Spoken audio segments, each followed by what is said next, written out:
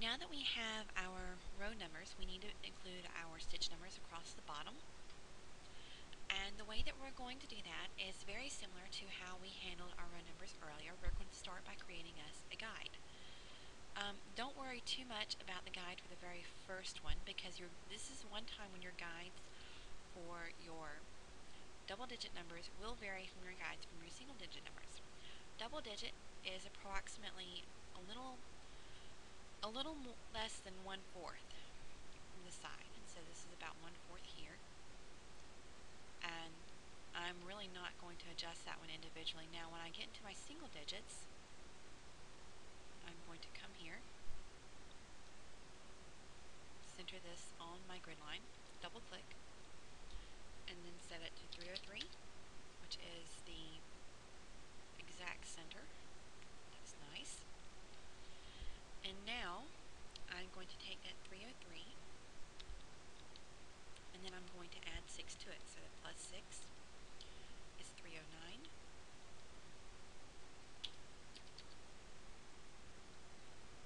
And continue to work as such. Add 18 and set this to 327.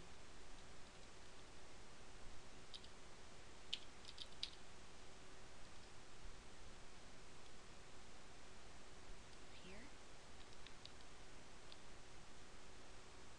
click, 345. And your values will differ from mine, so make sure that you are using the values based on where your grid is positioned. And always work in pixels. 363.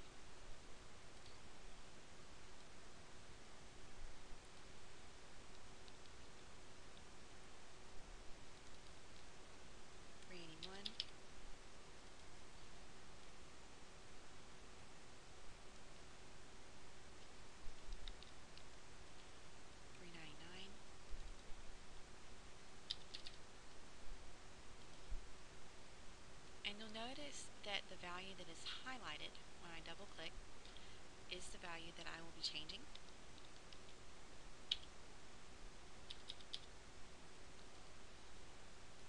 Continue to drag.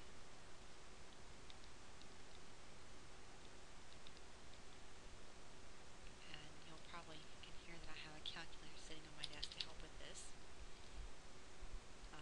I generally do all this with a calculator, just because it makes the process much quicker. Select OK. And so now you have your grid lines already drawn for your numbers.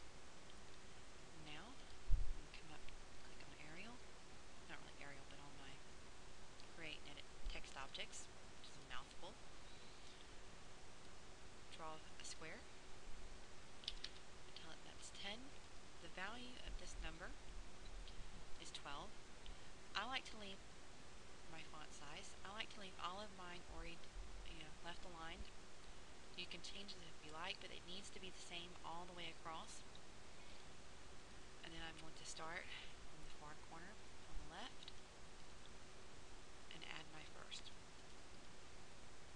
Control. Okay, so I'm right click, copy, right click, paste. And because I had not locked, because I have this layer locked, and come over here, go to numbers. It's not behaving properly, so undo my paste, come back to numbers. There we go. And so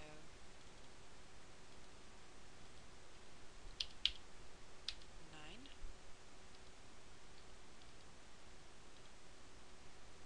And so now that I have this selected, just click the alphabet symbol, 8, and continue to do this all the way across. You're probably wondering why I am doing it like this instead of spacing it. The reason is simple. Spacing means that you're relying on the kern setting, which is the space that the font sets between each of your individual letters or characters.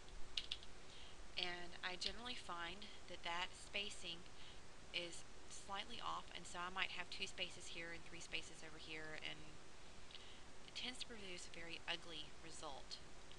And so we don't want to do that. We want to keep this nice and neat. And the best way to do that is to use guides. Edit, undo, paste. When that happens, just undo it. Come over here, make sure you're selected that you're in your numbers. Paste again.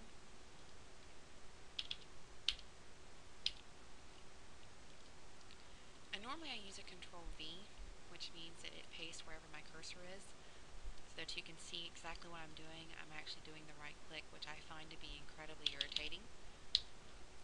But you may do this however you wish. There's really no way, or really no correct way, or one way to cut and paste. You do it whatever way works for you. So now I have my 1. Now that all my digits are here, like my 9, and then 8. And so you notice each of these just snaps right into place. So I'm snapping them into the corner. I'm also trying to use a mouse here so that you can actually hear it, although later I'll be swapping to a tablet, because that is actually what I normally work off